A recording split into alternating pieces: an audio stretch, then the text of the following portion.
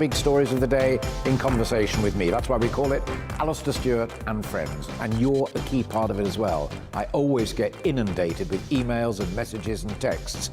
And if they're really good, I play them back to you. 12 till 3, every Saturday and Sunday. Join me, Alex Phillips, for the afternoon agenda on GB News, Monday to Thursday from 4 p.m. till 6 p.m. We don't lecture to you or try to tell you what to think. We do a deep delve into a topic with views from across the range of debate, therefore leaving you, the viewer, to make up your own mind. Join me, Alex Phillips, for the afternoon agenda on GB News, 4 till 6, Monday to Thursday. You're watching GB News live across the UK and the world on our digital stream. GB News is Britain's news channel. We are the UK's home of discussion and debate from all perspectives. We are here for you. Don't forget to join our YouTube community by clicking on that subscribe button. And if you want the GB News app, you can click and catch up on programmes anytime. We love to hear from you, so email us. gbviews@gbnews.uk. Thanks for being part of the GB News family. My name is Andrew Doyle. Join me every Sunday evening at 7 p.m. for Free Speech Nation. This is a show where we address current affairs and news stories of the week with the help of two wonderful comedian panellists. I brought in comics because I want to give it a lighter edge, and also they work for less. See you there.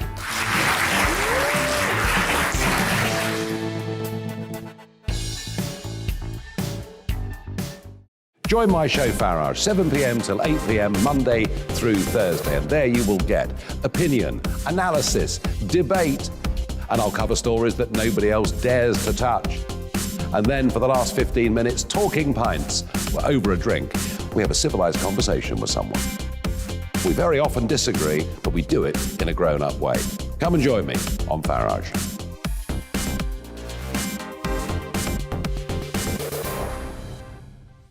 I'm Colin Brazier. I've reported from more than 70 countries around the world, covered wars from Afghanistan to Iraq, from Lebanon to the Balkans. I'm trying to bring that experience, that feel for events, to the studio. And something else. I'm ready to give an opinion. Today's stories with a spark. Brazier from 8 p.m. weekdays on GB News.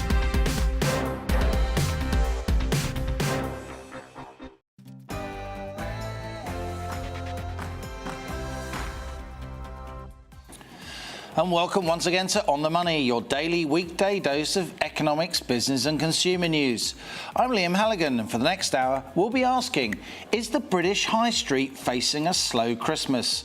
I'll be discussing a whole host of subjects, as ever, with people who really know their stuff. But first, it's the GB News headlines with Rosie Wright.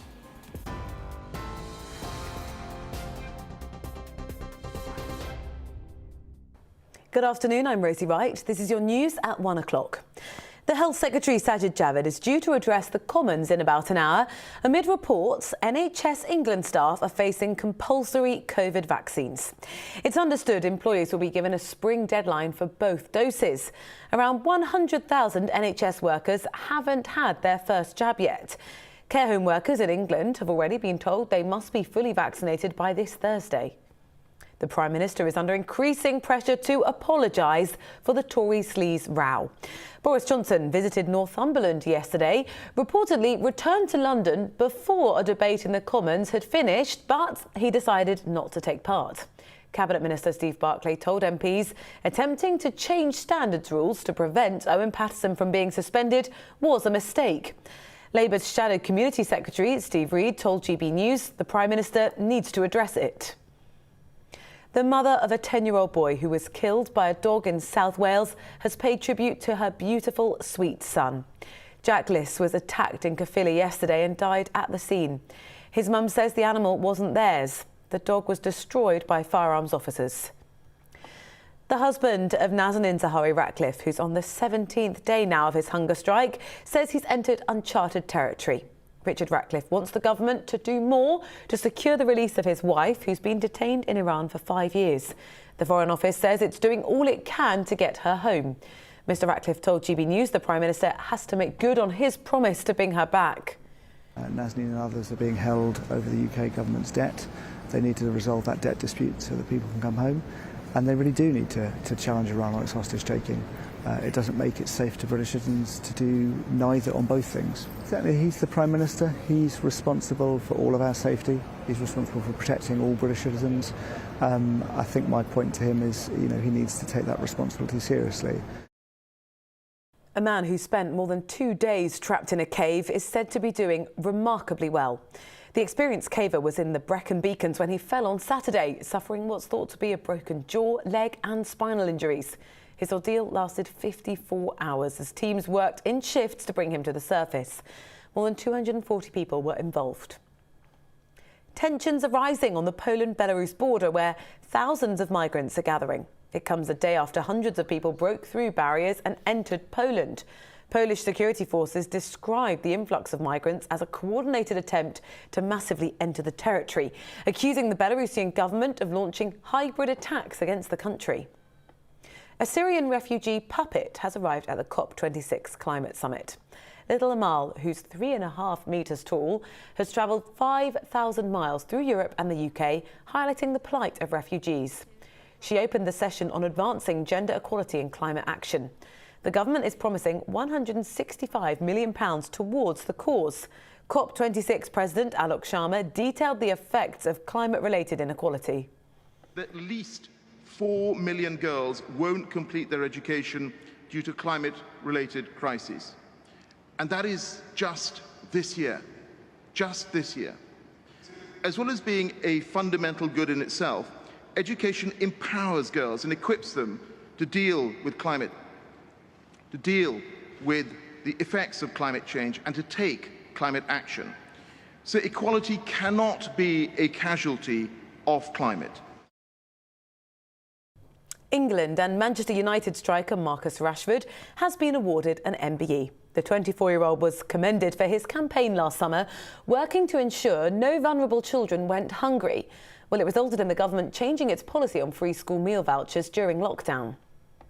Thousands of ceramic poppies are going on display at the Imperial War Museum North in Trafford, near Manchester. The new artwork shows handcrafted ceramic flowers cascading 30 metres down and pooling within the air shard. The sculpture will be on display from tomorrow ahead of Armistice Day as part of remembrance events. You're right up to date here on GB News. I'll be back with the latest headlines at 1:30. Right now, On the Money and Liam.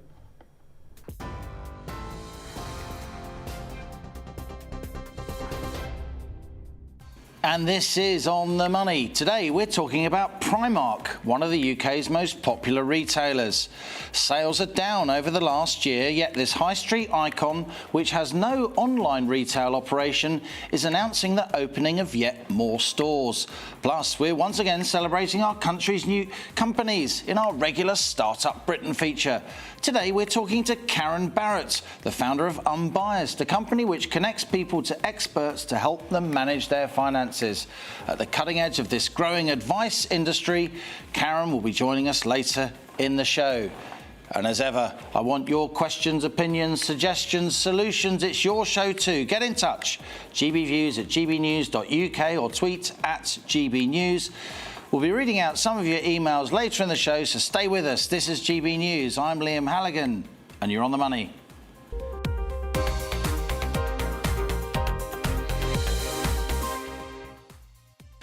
Now, the discount fashion chain Primark has admitted it's struggling with higher costs and supply chain issues as it recovers from the effect of the coronavirus pandemic lockdown. Primark says it's experiencing limited availability on some of its product lines due to supply chain disruption. Primark lost 1/3 of its trading days in the 53 weeks to mid-September, it says. Successive lockdowns have seen the retailer's annual sales fall 5% on last year, and they're 12% down on pre-COVID levels. Yet Primark says it will pay a special shareholder dividend and expand from just under 400 stores now to 530 in 5 years' time, with a particular focus on the US, France and Italy.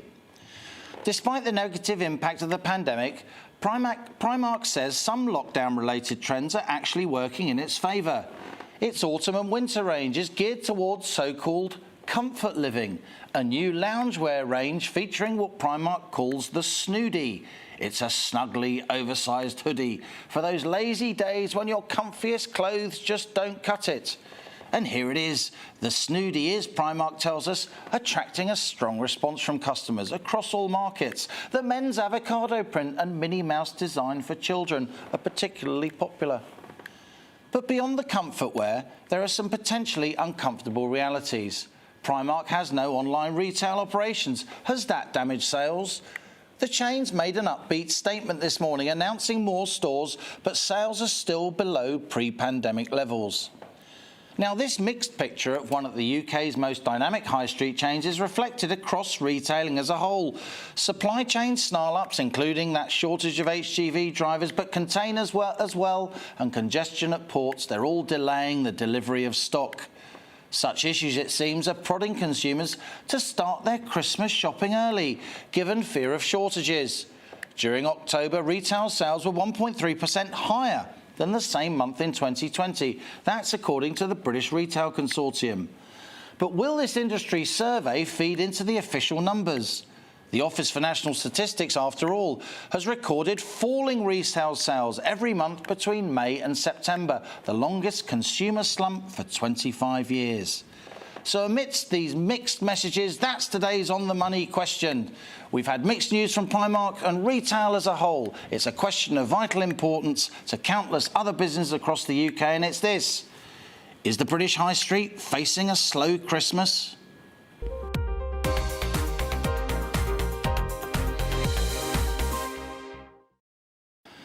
Well, here on The Money, as ever, we have in-depth discussions with grown-up people who really know their stuff. And today in the studio, we have economist and fellow of the Centre for Brexit Policy, Catherine McBride, and On the Money regular. And we're joined also by Carl Monk, the Director of Insight for the British Retail Consortium. And I'm delighted to say that Luke Johnson also joins us, former chairman of Patisserie Valérie Giraffe and even Pizza Express, a high street retailing legend. It's a great lineup. Let's start with you, Luke. What do you make of these Primark numbers this morning? I'm sure you've looked at them closely. They're down on pre-pandemic levels, but it's still a very bullish statement from a company with no online operation.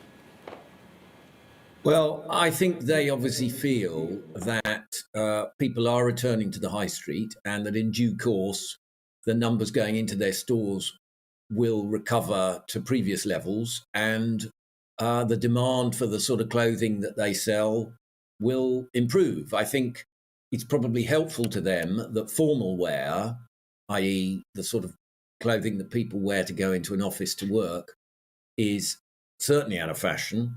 Whereas casual wear, which is the vast bulk of what they sell, is in fashion, and that they do offer outstanding value. And that if consumers are interested in bargains, then, you know, almost the first place they turn to is Primark. And yes, of course, people have been using e-commerce far more in the last 18 months than previously. But actually, there is a switch back of spending towards physical retail in store. And particularly, I would guess, things like clothing where, you know, perhaps people want to try it on first and feel the texture of the material and so forth. Then physical store retailing should probably have a comeback. And Primark are an outstandingly successful retailer, and they've done it without going online. And so I think they're probably on the money when they say that things will improve and that it's worth them opening more stores. When you say the name of the show, Luke, I won't now ask you if you're going to buy a snooty, or I might ask you later.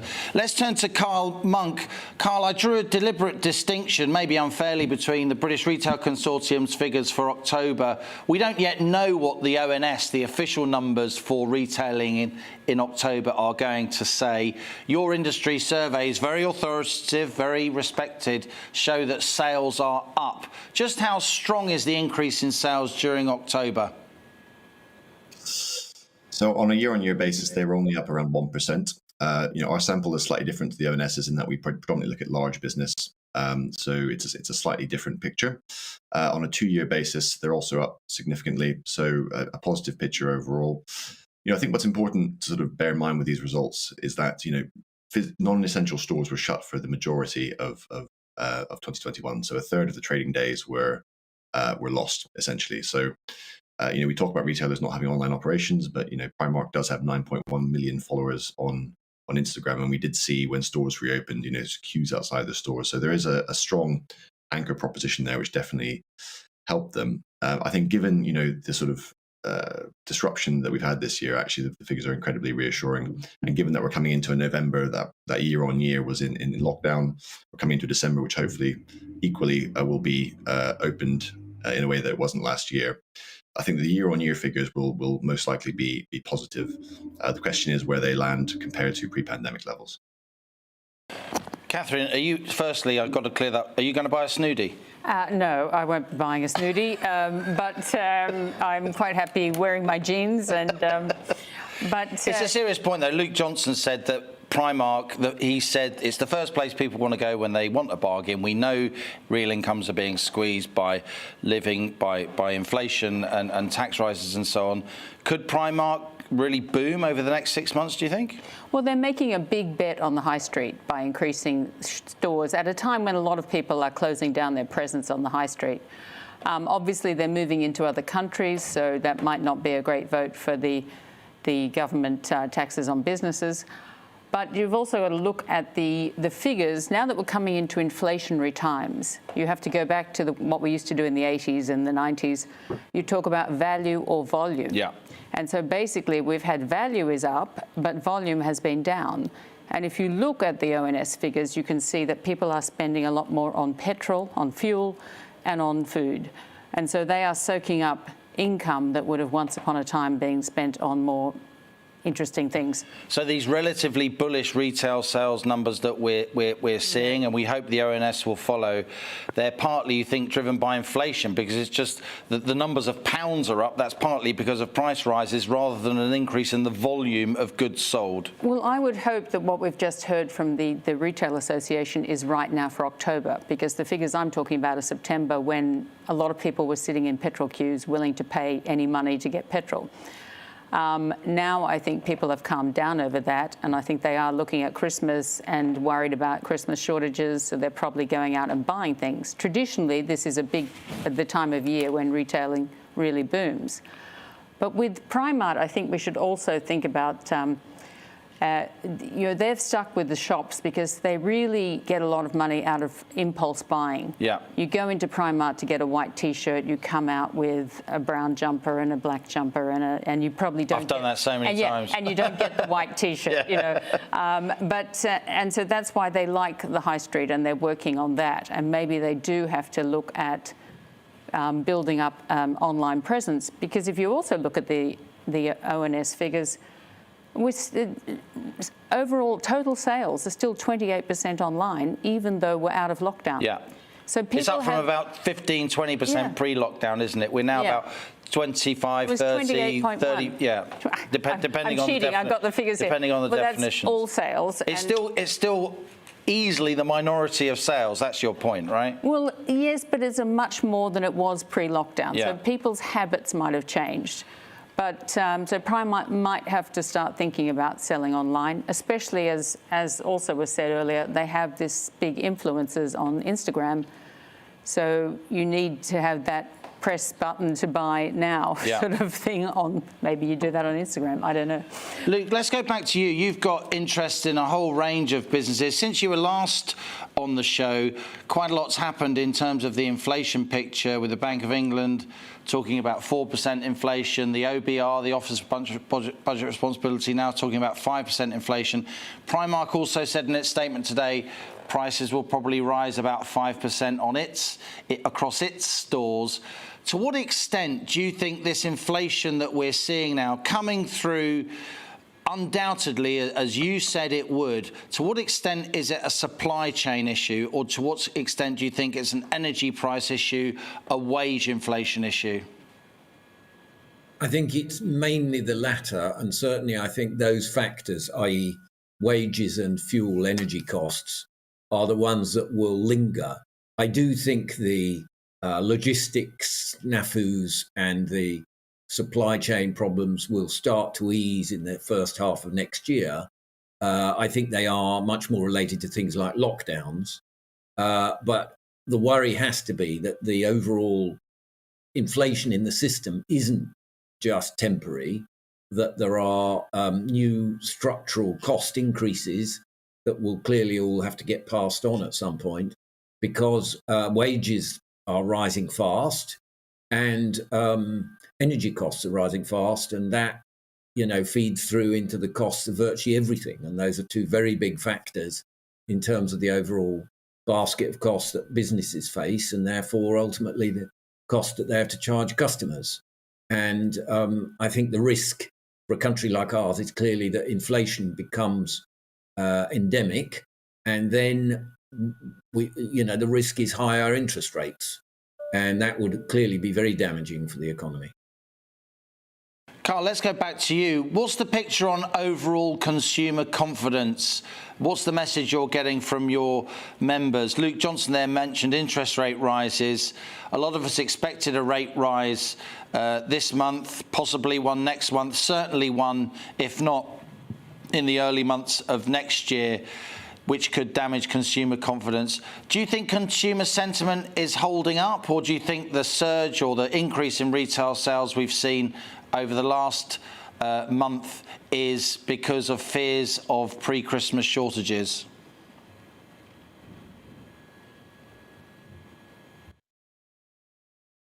So consumer confidence has been waning slightly. So it's been on decline over the last few months. However, that's been primarily due to sort of events outside the control of the retail sector, things like petrol shortages, word of inflation rising, word of sort of shortages in different areas, impacting how consumers sort of perceive the sector. I think we're seeing consumers shopping earlier than they have in previous years, which is definitely a positive thing to try and smooth out that demand spike that we normally see in December. So in December, traditionally, sales values for non-food items go up 70%, and sales values for food items go up 30%. And obviously, with the supply chain tightness that we've seen in recent months, that could be problematic. So we're hoping that consumers are coming out earlier. Inflation's definitely been on the minds of many people. The Bank of England's revised their estimates up to 5% more recently. In retail, it's remained relatively static. So some areas such as clothing have actually been deflationary and continue to be so, whereas food has been edging up steadily. So in the case of fashion in particular, we don't expect prices to go up sort of in the immediate term. However, there are headwinds. This Christmas could be a challenging one, despite increased demand, and we're expecting some challenges there. Stay with us. You're watching On the Money with me, Liam Halligan. We'll keep this discussion going after the break with my panel. Catherine McBride here with me in the studio. Carl Monk of the British Retail Consortium and High Street retailing legend, the former Pizza Express chairman, Luke Johnson. We will continue this discussion. Is the UK High Street facing a slow Christmas? Your emails are flooding in thick and fast. We'll read out some of those, so stay with us. You're On the Money. Hi there. A three-way split across the UK for today. Cloud and rain in central areas, sunny spells to the north and the south of that rain, with blustery showers for the far north of Scotland. That's where the wet and windy weather was as we started the week, but the front responsible for that has sunk into central parts of the UK, and that's where the focus for, well, cloudy skies and outbreaks of rain will be for the rest of the day, especially for parts of Wales, northern England. Over the hills, the rain will be persistent, with some reasonable breaks to the east of any higher ground. To the south, sunny spells and feeling quite warm actually in the sunshine, 15 or 16 Celsius. Colder conditions for Scotland and Northern Ireland, having seen that front clear southwards, with blustery showers for the north and west of Scotland as well as parts of Northern Ireland, and some more persistent rain turning up into the evening. That cloud and rain sinks south and eases, and then further blustery showers follow on behind, but with clear skies across Scotland and Northern Ireland. It will be a fairly chilly night, temperatures into the low single figures, a touch of frost in the northeast. Whilst it's a mild night across England and Wales, but a grey and gloomy start to Wednesday, with those outbreaks of rain steadily pushing south and a lot of low cloud across much of England and Wales, covering the hills and leading to some coastal mist as well. The rain on and off, I think, across these parts of East Anglia, the Midlands, Wales as well into the afternoon. Not quite as warm because of the lack of sunshine, but it will be brighter in the far southeast and brighter again for northern England, Northern Ireland as well as Scotland. Further showers coming into the north and west of Scotland, and we keep that blustery wind going well into Wednesday. but a lot of low cloud there affecting the southern half of the UK. That sticks around for Thursday, a dull day to come with some drizzle and fog in places. Friday sees unsettled weather in the north, brighter further south.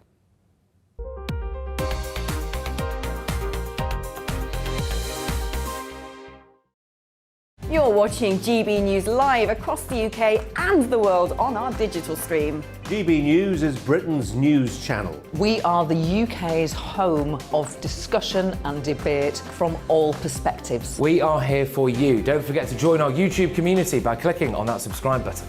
And if you want the GB News app, you can click and catch up on programmes anytime. We love to hear from you, so email us. gbviews@gbnews.uk. Thanks for being part of the GB News family. My name is Andrew Doyle. Join me every Sunday evening at 7 p.m. for Free Speech Nation. This is a show where we address current affairs and news stories of the week with the help of two wonderful comedian panellists. I brought in comics because I want to give it a lighter edge, and also they work for less. See you there.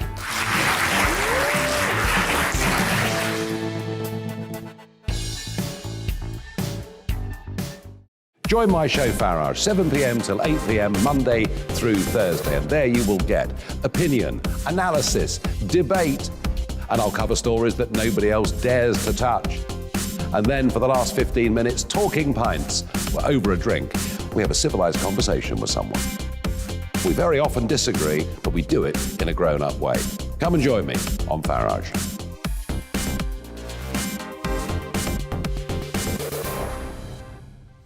I'm Colin Brazier. I've reported from more than 70 countries around the world, covered wars from Afghanistan to Iraq, from Lebanon to the Balkans. I'm trying to bring that experience, that feel for events, to the studio. And something else, I'm ready to give an opinion. Today's stories with a spark. Brazier from 8 p.m. weekdays on GB News.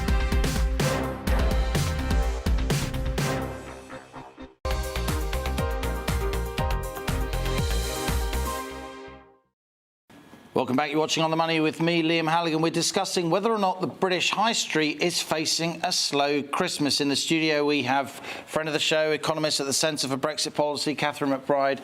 We've got Carl Monk of the British Retail Consortium and the former chair of Pizza Express, Luke Johnson. Catherine, let me pick up on a point that Carl made with you. He said so far, while there is a lot more inflation, as we all agree, there hasn't been so much retail inflation because retailers are trying to absorb the extra costs to maintain their market share, so people haven't seen prices go in the shops as much as they otherwise would have done. That cannot continue forever, can it? In the end, those input price rises have to be expressed in the shops. Well, a lot of what we actually buy in the shops are made overseas through globalisation. And so the actual cost of the good you pay is a very small part of what you pay. You're actually paying most for the shop itself, the rent, the staff, wages. There's a whole lot, the distribution chains, the advertising, the designer. So that a very small part is actually the good going up. But with, say, going back to the Primark example, they've also announced that they're going to pay the living wage to all their staff, which will increase their wage bill. So that will push prices up. And then they're also want to move away from synthetic fabrics to more sustainable cotton. Now, the problem with that is that synthetic fabrics have been very cheap. One of the reasons they've been cheap is they're often made as from oil after we've taken out the petrol. When you get crude oil, you take out the petrol and the diesel, and the leftover short-chain carbon atoms, molecules, are made into synthetic fabrics and plastics. This is something that when the Governor of the Bank of England talks about how we should stop investing in oil, I'm not sure if he's really thought about all the these knock-on other, effects. all these other products It's not we just get about from oil. Yes. Energy for cars and vehicles and so on. It's, exactly. it's not the just plastics about industry cars. as well. Very, very interesting. Carl, to what extent, going back to you, do you think retailers really are sitting on these input price rises, trying to contain costs, trying to not pass on price rises to consumers? And in the end, won't those prices spring back? can't maintain prices where they are forever. I don't think we ever insinuated that. I think we've seen price rises already in some areas, in particular goods items. We've seen a reduction in range for some retailers, and we will definitely see further price rises should input costs not decline. As one of your guests mentioned, we've seen labour costs increase, we've seen commodity prices increase. The price of getting a container from China to the UK has increased fivefold and isn't showing signs of decreasing anytime soon. So, while large companies have been good at sort of hedging those costs, hedging with currencies, but also with suppliers, that helps absorb some of that cost basis. But if these pressures continue and don't abate, those prices will have to be fed through to consumers at some point in the not too distant future. And we're talking more in the range of sort of 3 to 6 months rather than 12 to 24. And the labour cost piece really is quite a challenge. And the government has gone some way in releasing 5,000 extra visas for HGV drivers, but really there is a sort of a longer term structural problem there in the sense that depending on who you listen to, the ONS say there's 50,000 too few drivers, whereas some of the other trade bodies say there's up to 90,000, and 5,000 doesn't really make a dent in that. We're seeing the cost of an HGV driver go up by 20 to 34%, with sort of golden handshakes of £5,000 to £10,000, and there's no real way to sort of increase the supply of those drivers in the short term, at least. Although there are mechanisms in place for the medium to long term. Luke, in your long experience of the high street and business in general, do you think we're in for a situation this Christmas where if and when we are finally free of the threat of more lockdown, there'll be such a kind of release of animal spirits, people will just take on more debt, people will just find a way to buy stuff and celebrate with their families? Could there be a kind of a big release, a big post-pandemic splurge on the high street this Christmas? Well, actually, the consumer has been sitting on more savings than was the case for some years, because for 18 months they didn't go on overseas holidays. Many people were saving money on commuting costs, and also people weren't going out to eat and drink and so forth. So that was tens of billions of pounds of savings that's accumulated. And although some of that has been spent, still quite a lot of it remains. So actually, I think overall consumer spending this Christmas will be strong. I do think that it will come late. I think that's perhaps because people have been a bit nervous about going out, but I think ultimately a lot of people will want to visit town centres and do special present shopping. And I think Primark will, for example, get their share of that. I think consumers are getting used to higher prices, and that's not going to stop anytime soon. And next year's a different matter, because by then it may well be that people are more concerned about job security, about rising interest rates and other threats. But I have a feeling, assuming there is no more lockdowns, then it'll be a strong Christmas, in fact, for consumer spending. There you go, Catherine. We've heard it from a bloke that's forgotten more about retailing than I'll ever know. I'm asking the wrong question. We're not in for a slow Christmas. We're in for a bumper Christmas. I agree with Luke, actually. I think that people are bored with sitting at home. I think one of the problems with our drivers' shortages is the fact that sitting at home uses a lot of drivers. It's pushed up demand. Suddenly someone who used all to those drive Amazon deliveries. Yeah, they all take someone, and the people who sit at home and get Uber Eats to deliver their food rather than making it themselves. In their snooties. In their snooties, yeah. Those people are using up drivers that we need on the roads. That it will be actually quite a good thing if they go out and buy their own stuff and stop having it delivered. Let's give the last word to you, Carl, from the British Retail Consortium. So there you have it. You've got Catherine McBride, noted economist, Luke Johnson, no less. They're saying we're in for a bumper Christmas. Is that what you expect too? I would expect so. I think if you look back to this time last year, we were only able to meet in small groups, if that, and we were in lockdown for a large part of December. So I think given those things, people are sort of anticipating, wanting to celebrate, to make up for lost time, perhaps buying the gifts that they weren't able to give the year previous. And as Luke said, we're sitting on 200 billion in savings cumulatively as a country. And we have released some of that back into the economy through retail spend, but perhaps this is another opportunity for that to happen. Go, viewers. I hold my hand up. My expert panel, it's 3-1. I'm completely wrong. We're in for a bumper Christmas. Luke Johnson, Carl Monk, and of course, Catherine McBride. Thank you so much for joining me here on The Money. Another fantastic discussion. Thank you all. Coming up, I'll be talking to the woman whose financial advice company was named as private bank JP Morgan's top 200 female-powered businesses, no less. That's today's Startup Britain. But before that, here's the GB News headlines with Rosie Wright.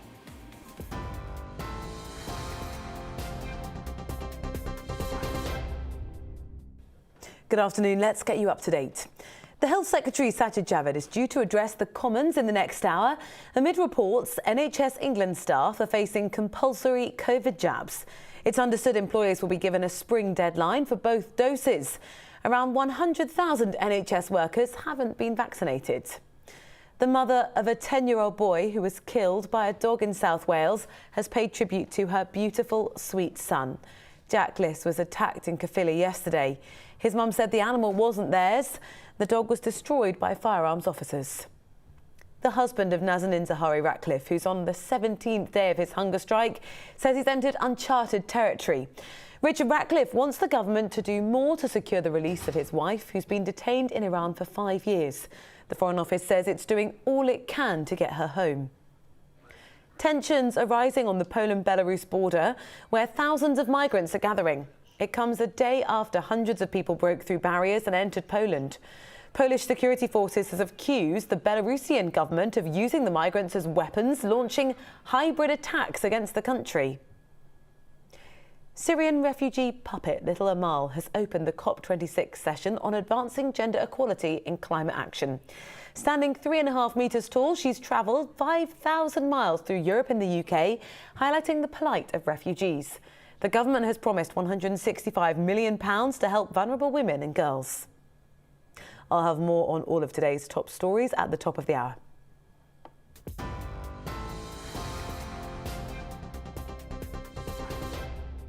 You're watching GB News live across the UK and the world on our digital stream. GB News is Britain's news channel. We are the UK's home of discussion and debate from all perspectives. We are here for you. Don't forget to join our YouTube community by clicking on that subscribe button.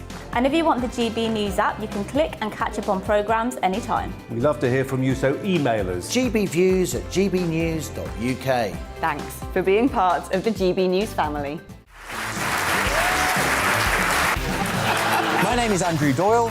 Join me every Sunday evening at 7 p.m. for Free Speech Nation. This is a show where we address current affairs and news stories of the week with the help of two wonderful comedian panellists. I brought in comics because I want to give it a lighter edge, and also they work for less. See you there.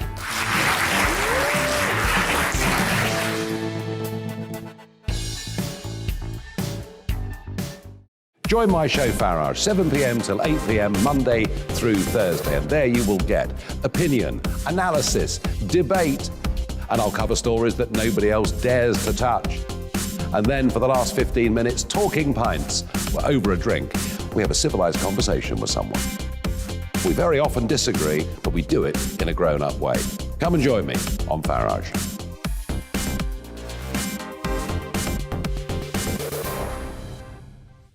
I'm Colin Brazier.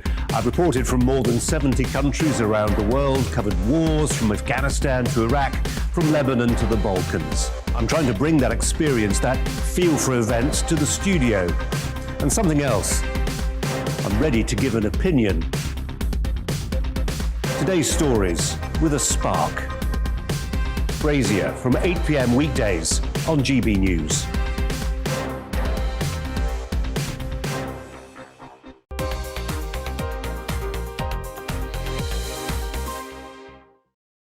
Welcome back. You're on the money. Now, slightly away from our usual on the money subject matter, I want to look at a worrying situation developing in Eastern Europe. Poland's accused its neighbour, Belarus, of hostile activity after having hundreds of migrants pushed to its border. The setting for what's being called a manufactured migrant crisis is the shared border between Poland and Belarus. The European Union's accused Belarusian leader Alexander Lukashenko of facilitating an influx of migrants into Poland and Lithuania and Latvia in retaliation against sanctions. Hundreds have already attempted to cross into Poland, but while the country has closed its borders this morning, thousands more are expected to arrive in the coming days. My colleague, the GB News presenter Colin Brazier, shows us some of the footage of the border crisis. This side of the wire fence is EU and NATO territory. The other belongs to Belarus. The man with the shovel doesn't care whose frontier it is. He just wants to get to Western Europe, and if that means threatening a Polish border guard, so be it. Elsewhere on the 250-mile-long border, but still on the Polish side, and when people talk about hybrid warfare, this is what they mean. The Poles have guns, but the shooting that really matters here is done by smartphone. This is a propaganda war. The Belarusians, the men in balaclavas and green, are chaperoning migrants to the fence in search of weak points. They want to present what's happening here as a humanitarian crisis. At least 7 migrants may have died on this border, and present the Poles as the villains of the peace, unfeeling in the face of wailing women and children. But the Poles are having none of it. They've declared a state of emergency and brought in helicopters and 12,000 extra soldiers. Warsaw sees what's happening here as an assault on its very sovereignty. The Polish border is not just a line on a map, the country's Prime Minister said today. The border is sacred. Polish blood has been spilled for it. The Poles point out that the vast majority of the migrants are young men, including the man we saw a few moments ago who, having failed to cut the fence with a shovel, is trying again with wire cutters. Elsewhere, migrants are throwing tree trunks onto the fence, hoping to create gaps. On the other side of the border now, and these are pictures from just inside Belarusia. They were filmed by activists opposed to Alexander Lukashenko and bury any lie that this is a spontaneous mass movement of asylum seekers. There are Belarusian soldiers everywhere. They are making this happen. A passing car takes in the scale of this human tide. It instantly evokes memories of 2015 and the mass movement of more than 1 million migrants who were drawn through Eastern Europe to begin a new life in the West, encouraged by an invitation from the German Chancellor. German! Here the migrants are chanting German, German. But where are they heading? Will they stop in Germany or push on westwards, perhaps to Britain?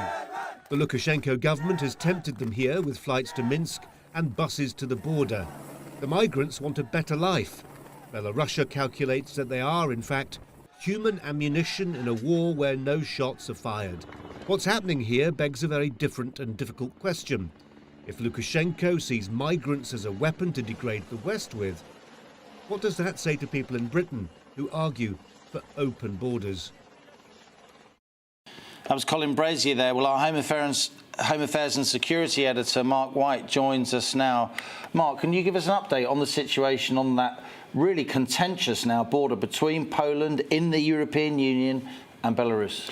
These migrants are continuing to mass because what is happening is that they're coming into Belarus, landing at the airport in Minsk, being invited in by the Belarusians through various air services in Iraq, in Syria and other Middle Eastern countries in particular, offered an easy route, if you like, into the European Union. So they're landing at Minsk, they're being put up in a hotel for a few days, and then being bussed down to the border. And you saw in the pictures that Colin was talking about there, they're then being marched into sort of wooded areas to areas that they think is particularly weak border-wise. But of course, the Poles in recent days have bolstered those security fences with barbed wire. There are 12,000 Polish troops now in the area. The Prime Minister was there, the Polish Prime Minister and his Defence Minister were there this morning to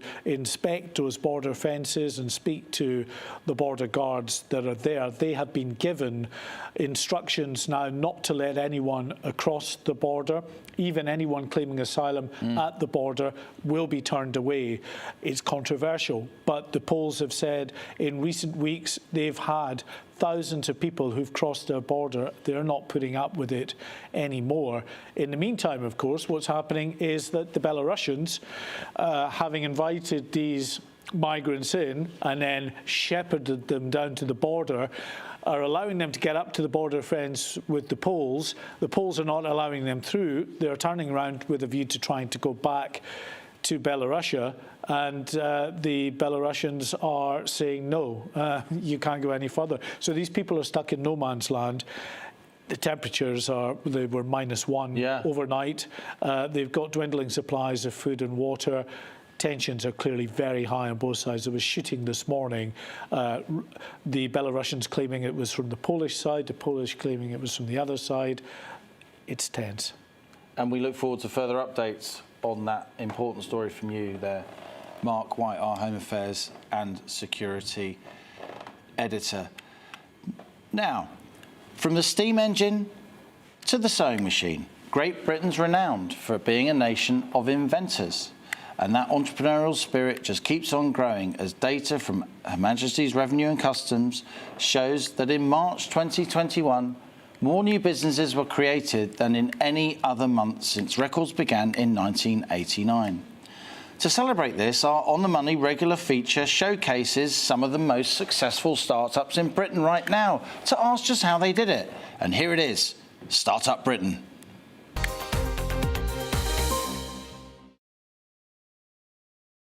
Today, we're talking to Karen Barrett, the founder and CEO of Unbiased, a financial services company which connects people with trusted and impartial financial advisors. Karen, whose career background is in the financial services sector, came up with the idea after one of her children became critically ill and she found herself totally unprepared financially. Since launching the business in 2009, Unbiased has helped more than 10 million customers and has grown from 5 to 70 employees. Karen, it's great to see you here in the On the Money studio. Thank you for joining us. You must have been a pretty determined person. You've got children, and yet you decided, because you weren't getting the service you wanted, you were going to start a business. Absolutely. Well, it started some years earlier when I got my first job after graduation in an innovative mortgage provider company. Okay. And I was one of the people there that set up their first website. And I think really in my career, I've had technology and financial services hand in hand with each other. So as you mentioned, when my second child was born with a critical heart condition, he was in hospital for a number of months and going through a number of operations. And I remember thinking, is he going to be ill for the long term? Am I going to be able to go back to work or not? And realised at that point, through my own financial crisis, I didn't know, what decisions I should be making and who could I go and get some help from for that. So luckily, Dominic did get better. And really, having faced the worst at that point, I just thought, now's the time to do it. I'm going to give it a go. I'm going to use my technology expertise and my understanding of financial services to bring this service to other people who surely must have been in the same situation as I was. What was the state of financial advice out there that you were so dissatisfied by, so shocked by even, back in 2009, that it made you think there's not only a huge market niche here, but there's a gaping opportunity? So it's a very fragmented market. If I was to ask you, can you recall, financial services advice brand, you'd probably struggle. So really there was a brand needed, such as Unbiased, that could pull all those people together. We checked to see that they're regulated. We knew that consumers want to find a site where they can trust the advisors they're being put in touch with. Unbiased promotes different financial advisors, mortgage brokers and accountants. So for anyone making sort of big financial decisions where they wanted someone to sort of hold their hand and give them expertise, that's the environment that we wanted to create with Unbiased. The other thing is people just don't understand what the process is. There's a real lack of transparency about what happens, who is this advice for? And actually, we've got an ageing demographic, lots of baby boomers sitting on wealth. They want to know what to do with it so they can cascade that wealth through the generations. We've got the government changing up the tax regime all the time, and mortgages were becoming more difficult to secure, so more people were needing advice. And really, I saw the gap in the market in terms terms of technology helping that. And actually, Unbiased now can collect a few details about an inquirer or someone who's wanting advice and use an algorithm to match them with the perfect advisor for them, so they can stop looking for an advisor and get on with taking advice. It certainly seems to me there has been a gap in the market. A lot of people end up going, don't they, to the Citizens Advice Bureau. Yeah. Nothing wrong with that, but of course they're not qualified to give detailed financial advice. They're very, very good on the basics. I'm sure you would agree. So how does your business model work? The companies that you recommend, they do pay you a fee, but obviously you don't want to be recommending companies that aren't good, otherwise your business reputation would collapse. Is that the basic idea? It is the basic idea. So the name Unbiased, the clues in the name, all the advisors on our service will give advice for the client in their best interest. So they're not tied advisors, they're not salespeople. They're also highly qualified. We ensure that they are regulated. And actually, we don't recommend them. It depends on what the consumer is putting in and their particular advice requirement as to who is So there's lots selected. of reviews on the site and sort of Trustpilot style ratings that people give advisors. Absolutely. There's an advisor rating. There's either a directory service, so you can go and search for the type of advisor you want if you know what you want, or most people use our match algorithm, where we do the work behind the scenes because we've dealt with millions of people using the service over the past few years.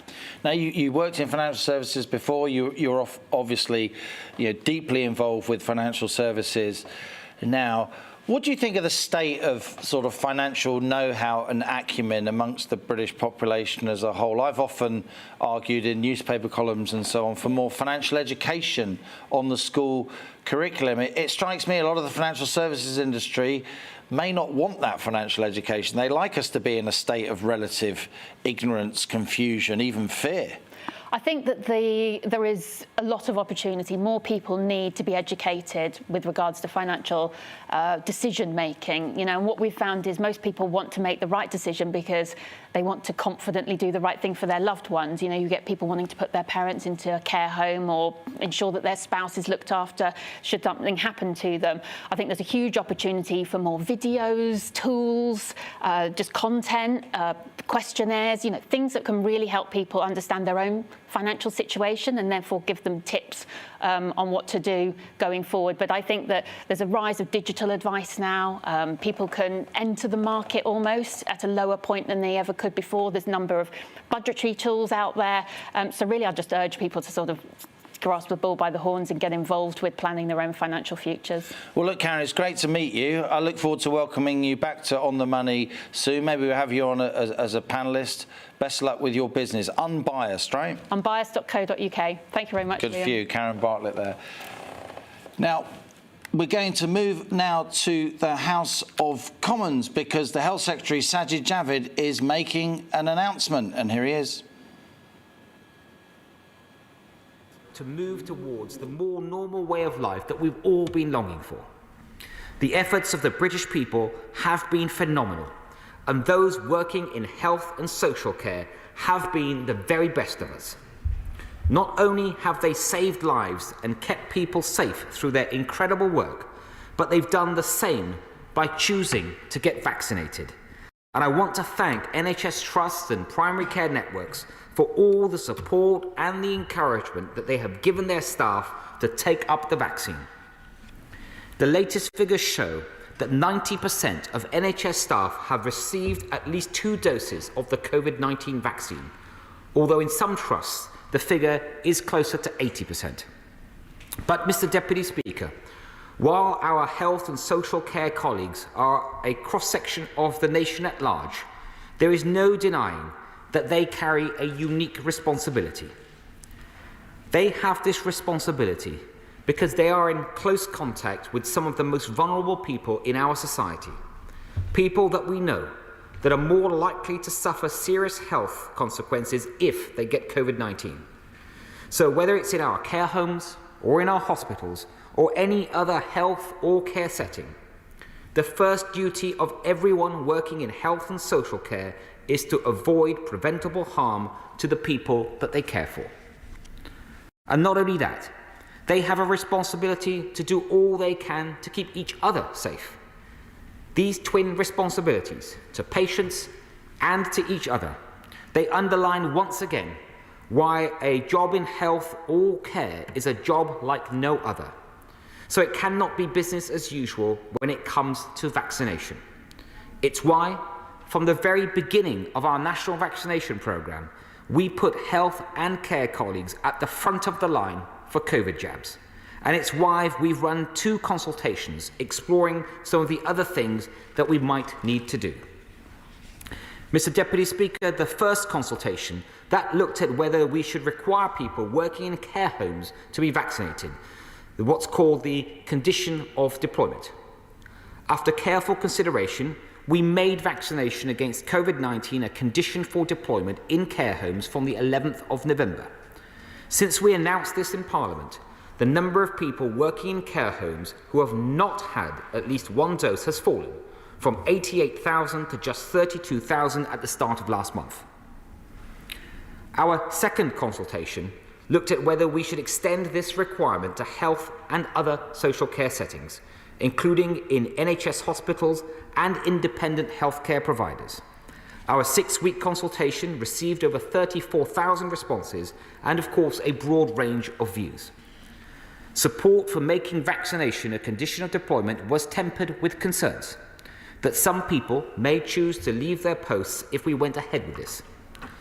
I've carefully considered the responses and the evidence, and I've concluded that the scales clearly tip to one side. The weight of the data shows our vaccinations have kept people safe and they have saved lives, and that this is especially true for vulnerable people in health and care settings. And I'm mindful not only of our need to protect human life, but our imperative to protect the NHS and those services upon which we all rely. Having considered the consultation responses, the advice of my officials and NHS leaders, including the Chief Executive of the NHS, I have concluded that all those working in the NHS and social care will have to be vaccinated. We must avoid preventable harm and protect patients in the NHS, protect colleagues in the NHS, and, of course, protect the NHS itself. Only those colleagues who can show that they are fully vaccinated against COVID-19 can be employed or engaged in those settings. There will be 2 key exemptions. One for those who don't have face-to-face contact with patients, and the second for those that are medically exempt. These requirements will apply across health and wider social care settings that are regulated by the Care Quality Commission. Mr. Deputy Speaker, we're not the only country in the world that has taken such steps. There are similar policies for specific workers in other countries, including the United States, France, and Italy. We also consulted on flu vaccines, but having considered views that we should focus on COVID-19, we will not be introducing any requirements on flu jabs at this stage, but we will keep this under review. And of course, Mr. Deputy Speaker, these decisions are not mine alone. As with any other nationally significant COVID legislation, Parliament will have its say, and we intend to publish an impact assessment before any vote.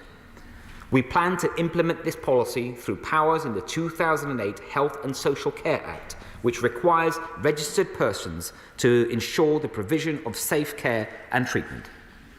And I will shortly bring forward a draft statutory instrument amending these regulations before the House, just as we did with care homes.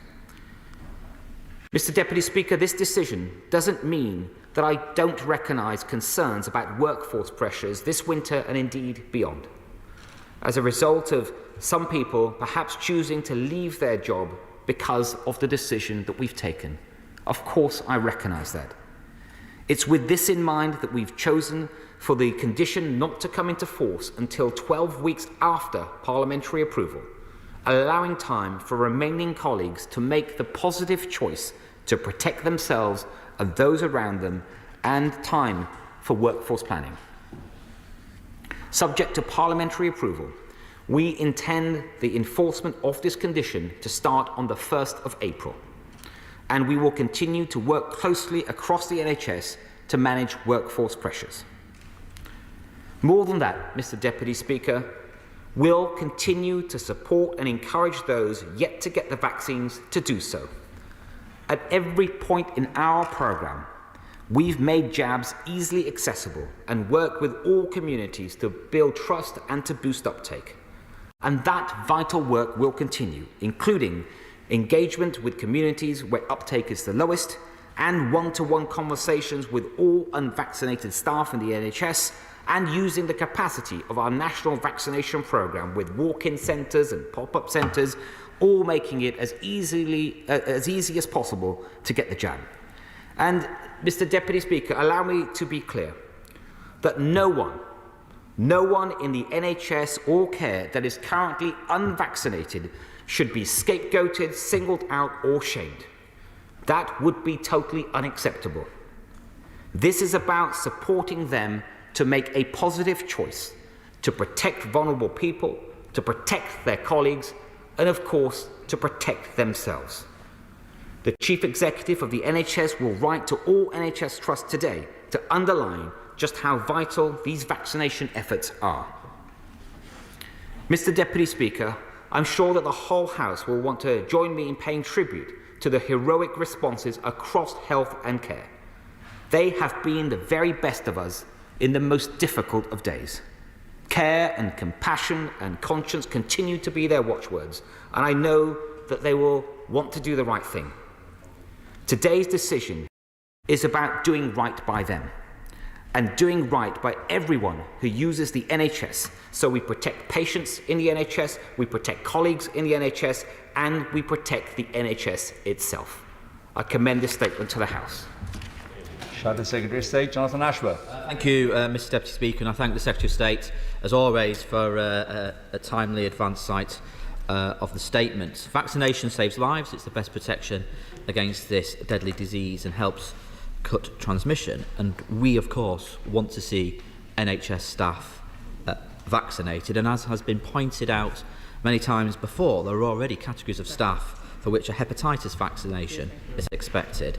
So we will look carefully at the regulations and the equality impact assessment, but I would urge the Secretary of State to proceed with caution, because we know the NHS is under the most intense pressure this winter already. We know that waiting lists are at close to 6 million, and we know there are over 90,000 vacancies across the NHS, and we know that the Chancellor failed to allocate funding for training budgets to train the medics that we need for the future in his budget the other week. So there will be anxiety at trust level that a policy, however laudable in principle, could exacerbate some of these chronic understaffing problems. We simply cannot afford to lose thousands of NHS staff overnight.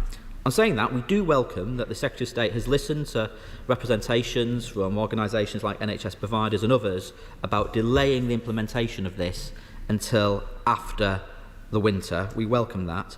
But nonetheless, there are still organisations like the BMA who have raised concerns about the practicalities of implementing this policy. Helen Stokes-Lampard of the Academy of Medical Royal Colleges has said mandatory vaccination is neither necessary or proportionate. So will he agree to meet with Royal Colleges, the BMA, the relevant trade unions to agree a framework for how this policy will be implemented?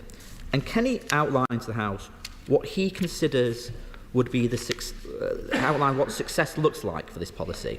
Because of the 10% of NHS staff who are not vaccinated, some of that includes those with medical exemptions, some of that includes those who are on long-term sick, some of them includes those who couldn't get the vaccine first time round because they were ill with COVID. So could he tell the House what is the actual number of NHS staff who should be vaccinated but haven't had the vaccine? What is the actual number?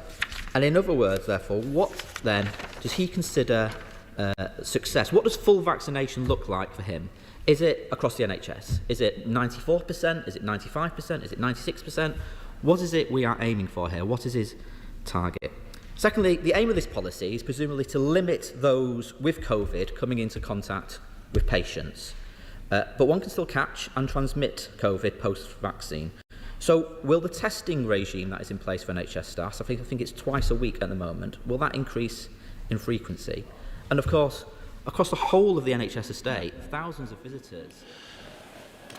Jonathan Ashworth there, responding for Labour to Health Secretary Sajid Javid's announcement in the Commons that all NHS staff who are patient-facing will have to be vaccinated. And that brings us to our big debate of the day with me, Gloria Di Piero, Liam Halligan and a whole host of experts. Today we're asking, should ministers back down on mandatory jabs for care home staff? That comes into place on Thursday. Thousands in England face a sack if they're not fully jabbed by Thursday's deadline, leading to growing fears over a crisis in social care. But first, it's the GB News headlines with Rosie Wright.